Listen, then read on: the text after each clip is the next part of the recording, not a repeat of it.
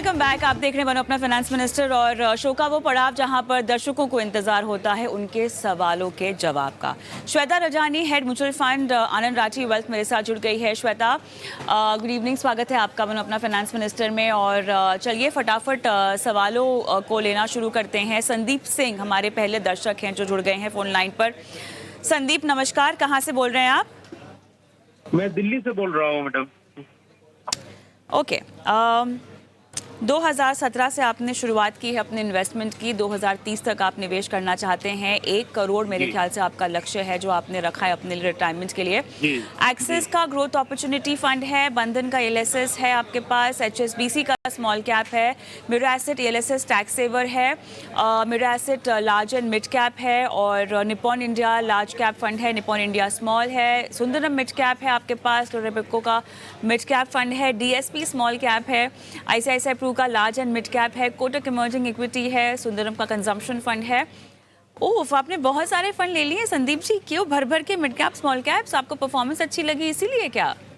हाँ मैडम, इसके अलावा कुछ ऐसे फंड्स भी हैं जो हमने वन शॉट में लिए थे, जैसे आदित्य बिरला सन लाइफ का ईएलएसएस टैक्स सेवर है। और एक सेकंड सर, एक सेकंड नोट डाउन करना पड़ेगा। वो जानकारी आपने दी नहीं और ना ही मेरे एक्सपर्ट के पास उसकी जानकारी है। लमसम की बात कर रहे हैं? वो मैंने इसलिए नहीं थी कि वो मैं स्टॉप कर दिया हूँ एसआईपी उनका, लेकिन मैं पैसे निकाला नहीं हूँ। हाँ अच्छा, तो बता तो दीजिए कौन सा एबीएसएल का ईएलएसएस है? बिरला सन लाइफ का ELSS tax saver regular growth है। उसमें हमने 20,000 डिपॉजिट किए थे 5-6 साल पहले, वो वैसे ही छोड़ दिया हूँ। तो उसका लमसम है ना? हाँ तो अब तो वो तो अभी 3 साल भी हो गया होगा। चलिए ठीक है, यहाँ पर 20,000 है पड़े हुए, लेकिन जरूरत नहीं थी तो हमने नहीं निकाला।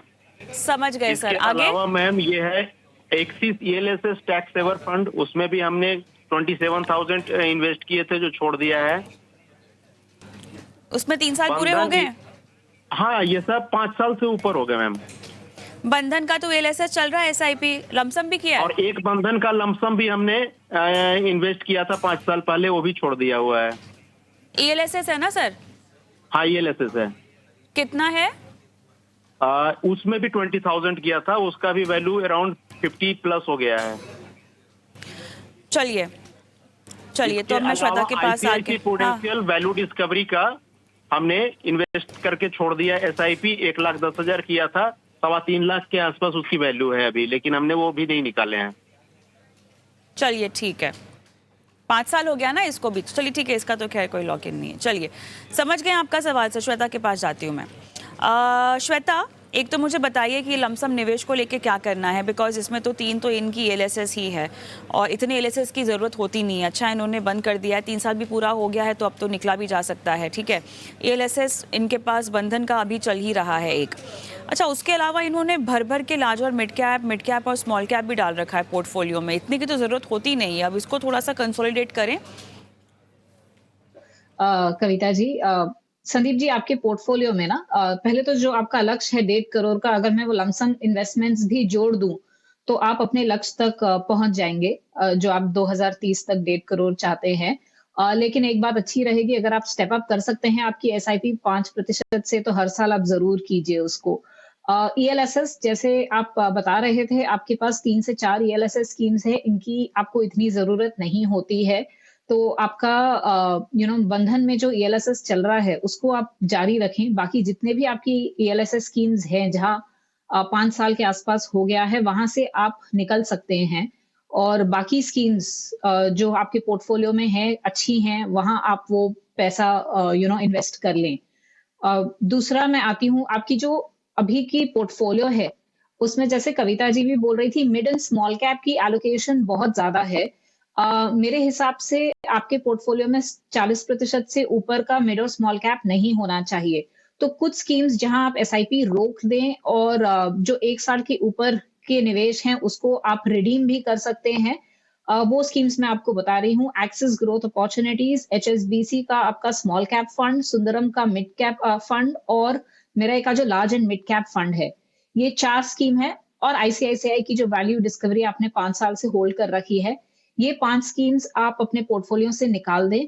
2 स्कीम्स जो आप जोड़ सकते हैं जहां पे लार्ज कैप ओरिएंटेशन ज्यादा है, आईसीआईसीआई का एक डिविडेंड यील्ड फंड और एसबीआई का कॉन्ट्रा। तो वैसे आपके पोर्टफोलियो में बहुत ज़्यादा स्कीम्स भी हैं, तो वो थोड़ी कम हो जाएँगी। लार्ज कैप हेवीनेस हो जाएगी आप पोर्टफोलियो में और ईएलएसएस आप कंसोलिडेट कर लोगे। संदीप जी, आपको सलाह समझ में आई क्या? हाँ, कुछ समझ में आई है कि एक तो मैं वो स्मॉल कैप और मिड कैप में हमने जो किया हुआ है वो जी सर। 40% से ज्यादा मैं न रखूं। और एक बार वो बता देंगे फिर से, आपने जो मुझे स्विच करने के लिए बोला वो मैं ठीक से समझ सर नहीं थोड़ा पाया। सा ना समय की कमी है मेरे पास, क्योंकि YouTube पर तो ये शो जाता ही है। आपका सवाल का जवाब भी आपको वापस सुनने को मिल जाएगा। चैनल के YouTube पे जाइए, शो की प्लेलिस्ट में जाइए, आपको वहाँ पे तमाम डिटेल्स मिल जाएंगी। मैं आगे बढ़ती हूँ और फटाफट एक सवाल हम लेते हैं। अमोल का सवाल मैं लूंगी। अमोल मेरे साथ शायद फोन लाइन पर नहीं है। श्वेता, जी। इनके फंड्स की डिटेल्स आपके पास है, मैं दोहराऊंगी नहीं क्योंकि फंड्स काफ़ी सारे हैं, है ना। 2018 से निवेश कर रहे हैं और इनके पास ये सारे फंड हैं। मेरे ख्याल से 7 फंड हैं, 7-8 फंड हैं। जी। बताइए हाँ। क्या करना चाहिए? तो मैं सीधा रिकमेंडेशन पे जंप करती हूँ। इनके पोर्टफोलियो में जो 3 स्कीम्स हैं, जो मैं आपको निकालने की सलाह दूँगी, वो सबसे पहले आपकी जो हाइब्रिड फंड है, एसबीआई का हाइब्रिड फंड, ये आपको नहीं चाहिए बिकॉज़ ये प्योर इक्विटी पोर्टफोलियो है। डेट आई एम श्योर आप अलग से मैनेज कर रहे हैं। एचडीएफसी का डिफेंस फंड, ये थीमेटिक फंड है, ये जहाँ पे टाइमिंग बहुत ज़रूरी हो जाता है। और तीसरा आपका ईएलएसएस अगर 3 साल हो चुका है, आप वहाँ से भी रिडेम्पशन कर लें। एचडीएफसी डिफेंस के जगह पे आप एचडीएफसी डिविडेंड यील्ड और एसबीआई हाइब्रिड की जगह एसबीआई कॉन्ट्रा फंड ये चेंज कर लें अपने पोर्टफोलियो में। ओके, तो ये है अमोल के लिए सलाह, लेकिन मुझे फिलहाल एक ब्रेक के लिए रुकना होगा। श्वेता हमारे साथ बनी हुई हैं, लेकिन दर्शक जो अपना इंतजार कर रहे हैं सवालों के जवाब का, आप भी बने रहे हमारे साथ क्योंकि ब्रेक के बाद सवाल जवाब का यह सिलसिला जारी है।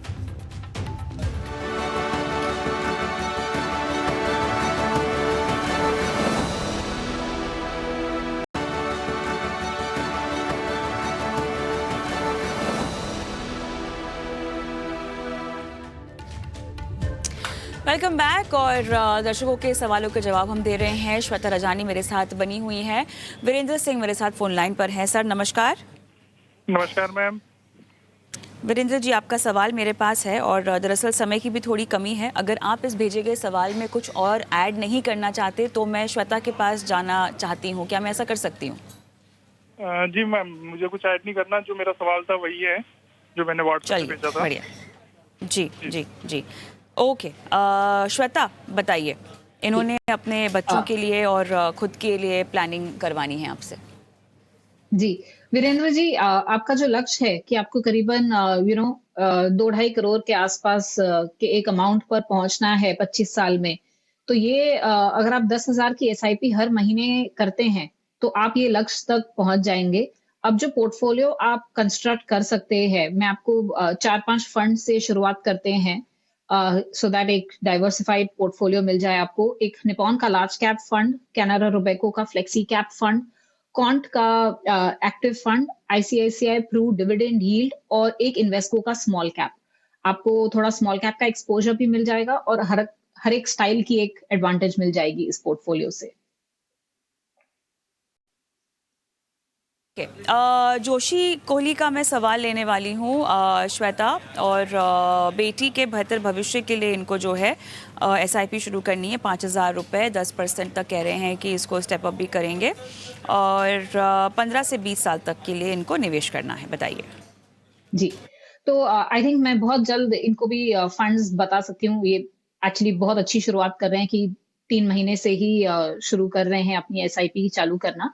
और तो इनके लिए जो कुछ फंड्स हैं, कैनारा रोबेको का फ्लेक्सी कैप फंड, आईसीआईसीआई का एक large and mid cap fund है, मिराई एसेट का फोकस इक्विटी फंड है।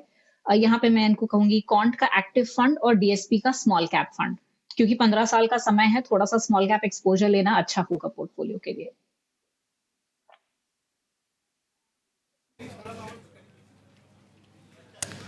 ओके, आगे बढ़ते हैं। राघव चोपड़ा का सवाल मैं लूँगी। बहुत दिलचस्प सवाल है ये एक स्टूडेंट है, यूएस में है और अपनी इन्वेस्टमेंट की शुरुआत भारतीय म्यूचुअल फंड्स के ज़रिए करना चाहते हैं और इन्होंने कुछ डिटेल्स भी अपनी यहाँ पर भेजी हुई है।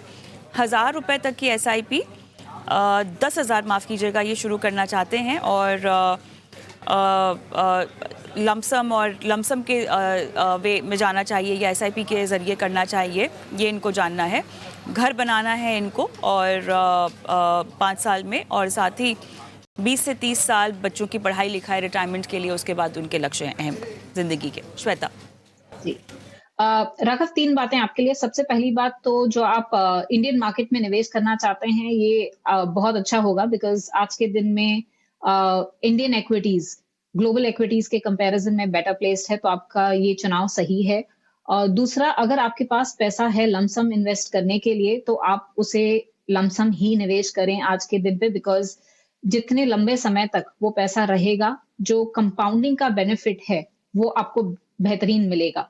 और तो जो भी पैसा आपके पास आज है निवेश करने के लिए, उसे बिना टाइमिंग किए, बिना सोचे आप लमसम निवेश कर लें। SIP आप चालू कर लें 10,000 की, और जैसे जैसे स्टेप अप कर पाते हैं उसे कर लेना। तीसरी, मैं आपको कुछ फंड्स की सलाह देती हूँ जिसका पोर्टफोलियो आप बना सकते हैं।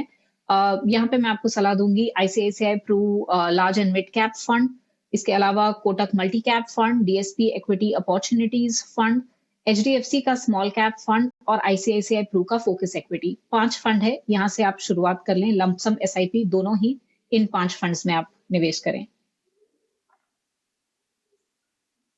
चलिए आगे बढ़ते हैं। चंदन का मैं सवाल यहाँ पर लेना चाहती हूँ और इन्होंने काफ़ी लंबा सवाल पूछा है।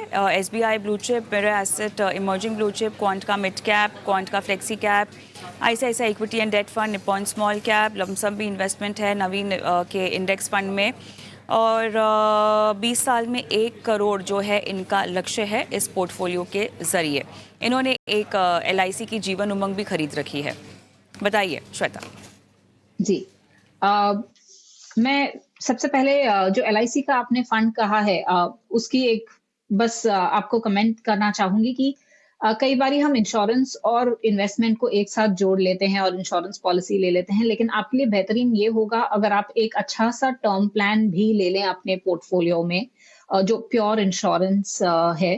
दूसरा, आपका जो लक्ष्य है 2 करोड़ तक पहुंचने का, वो आपकी आज के दिन पे जो SIP चल रही है उसमें से आप जरूर अचीव कर पाएंगे। हाँ, लेकिन अगर आप स्टेप अप कर पाते हैं वो बहुत अच्छी बात होती है, तो उसे जरूर करना।